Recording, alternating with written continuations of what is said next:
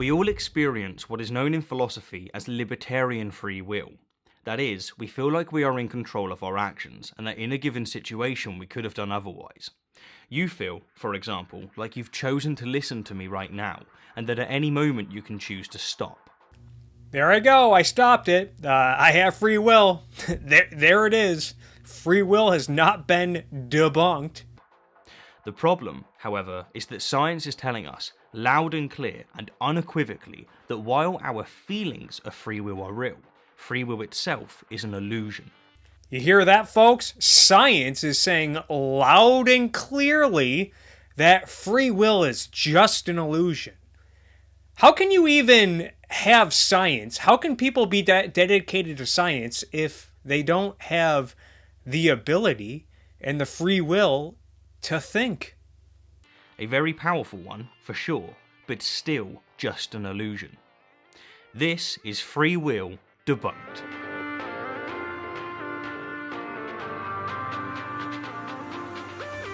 Rationality rules! In 1999, the celebrated master of lateral thinking, Edward de Bono, was asked by the British Foreign Office to come up with a solution to the Arab-Israeli conflict in the Middle East, and to their bewilderment, his response was to give them a jar of Marmite. Now, while this seems absurd, his logic was nevertheless solid.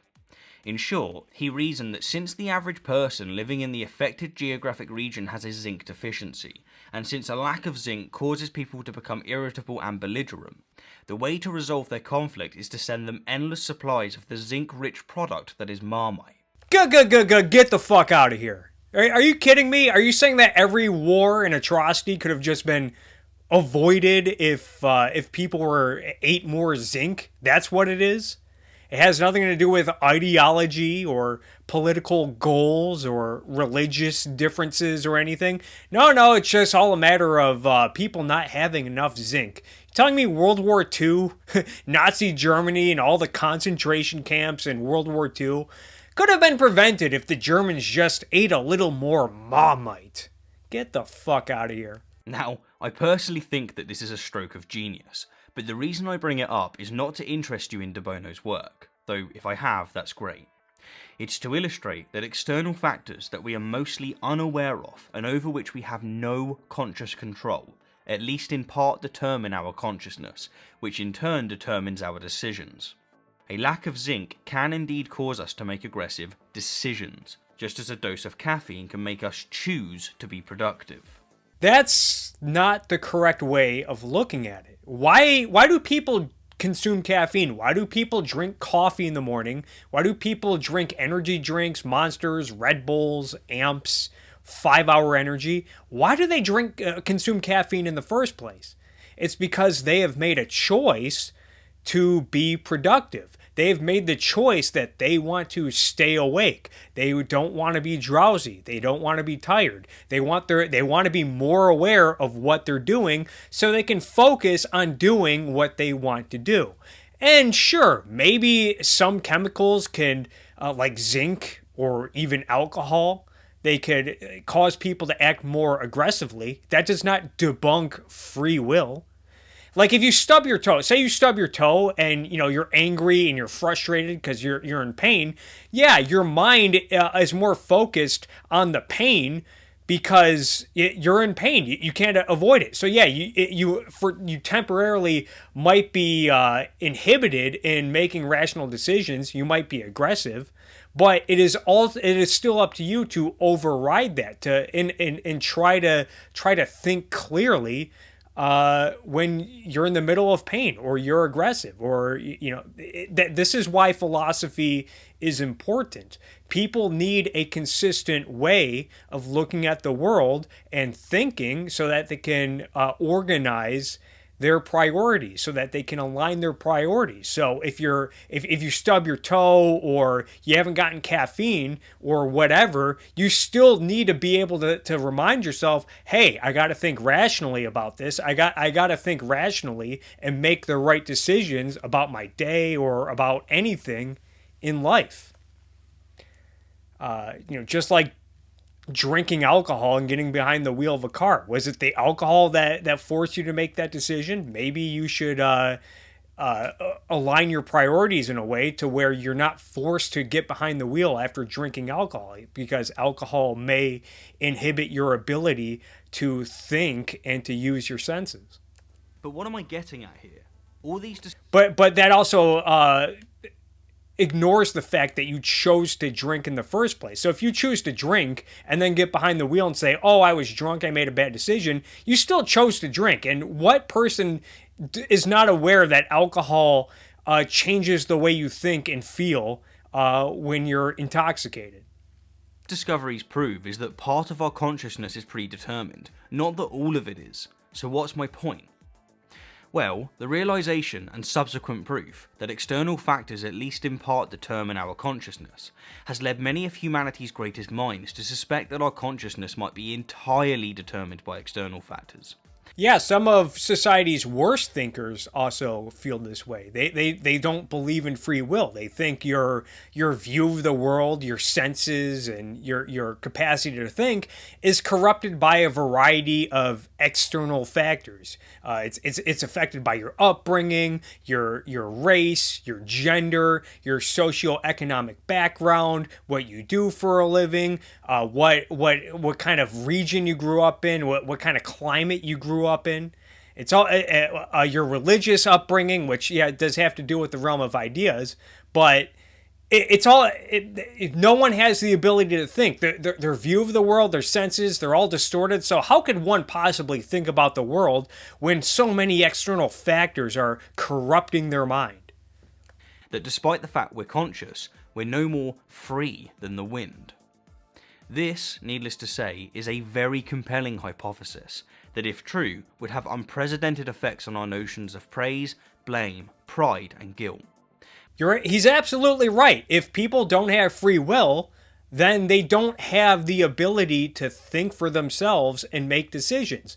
So it goes to both extremes. If someone puts their mind to curing cancer or inventing the flying car, and they invent the flying car or they cure cancer, well, did they really invent the flying car? It was external factors that were motivating their decisions. In fact, they didn't even have control over their decisions. They were just, their mind was just firing off ideas and decisions, and they weren't even aware of it.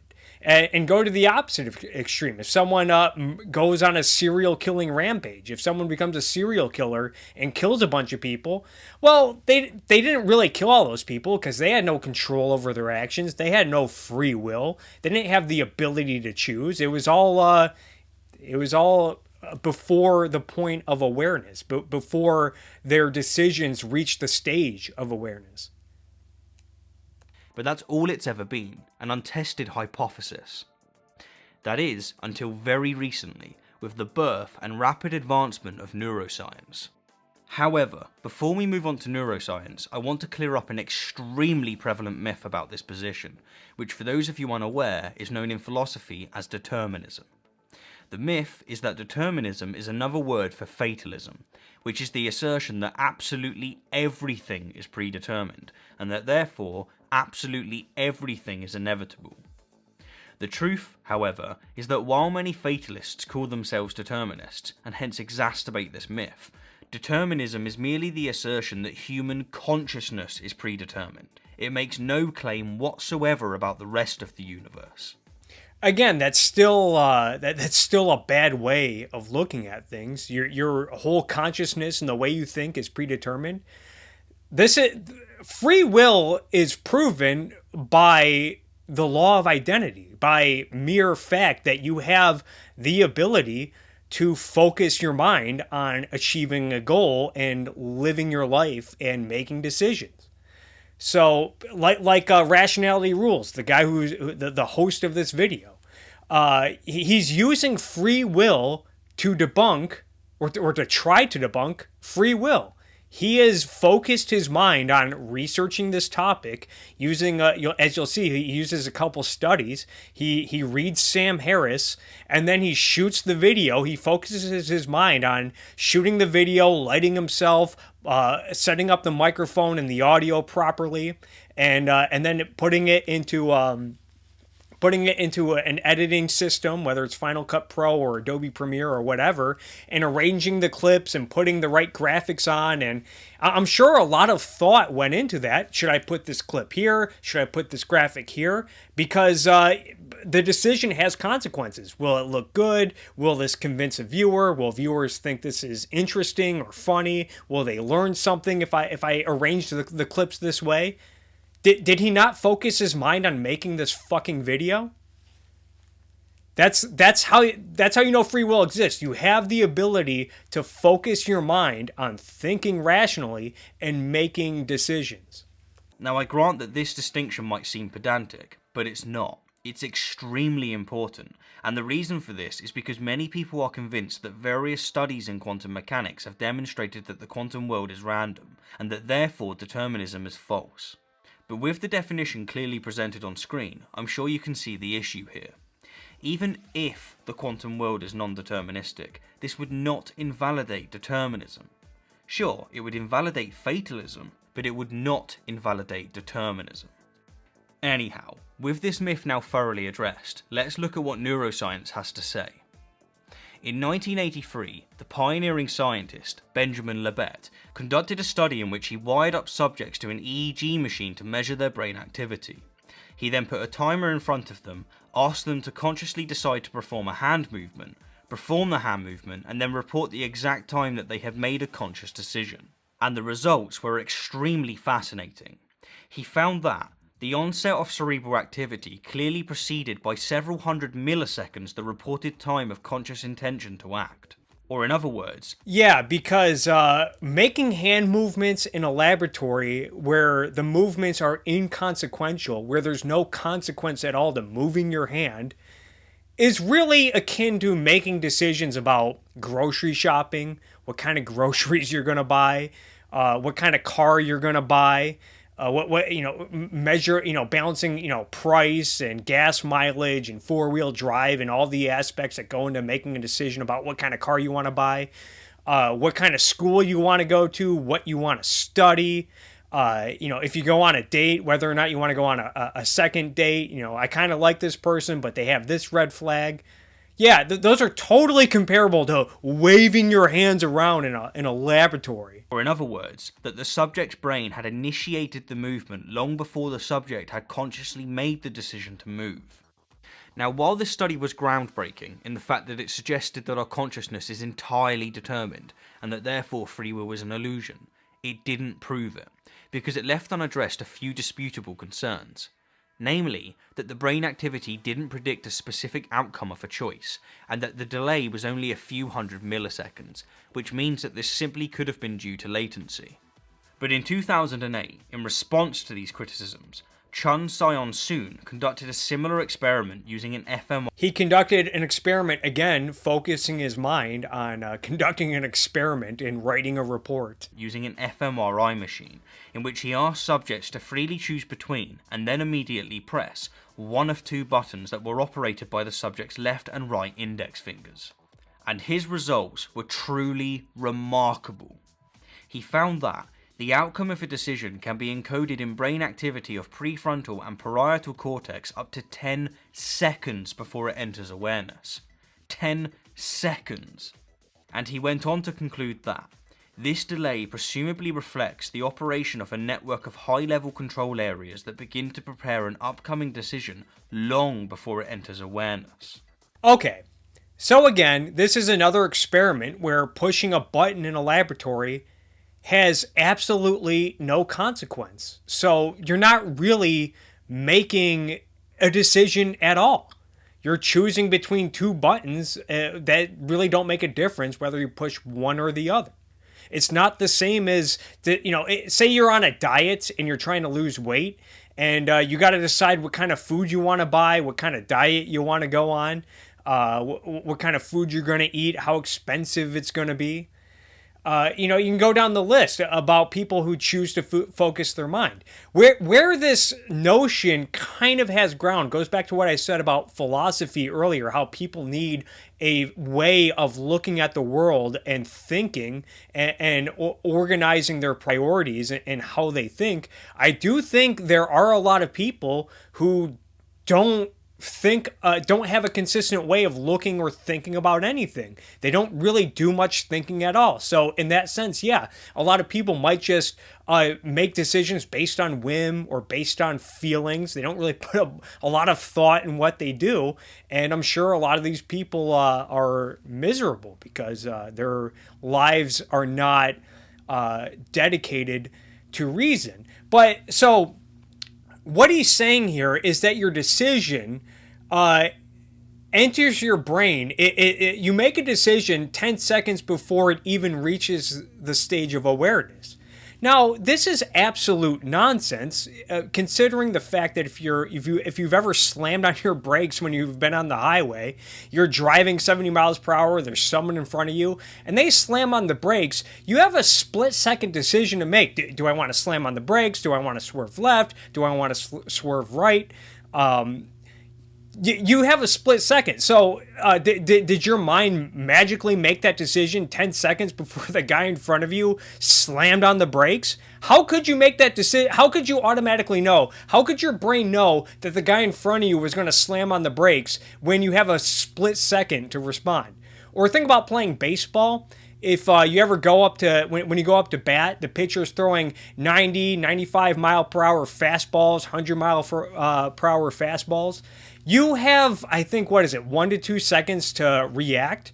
Does your decision to swing or how to swing, whether you want to lay down a bunt or swing for the fences or get a sacrifice fly, do you make that decision 10 seconds before the pitcher even throws the ball? And again, this is an inconsequential decision. It has nothing to do with focusing your mind and thinking for yourself. So no, none of this debunks free will. Now, if Libet's experiment poked free will, Soon's drop-kicked it.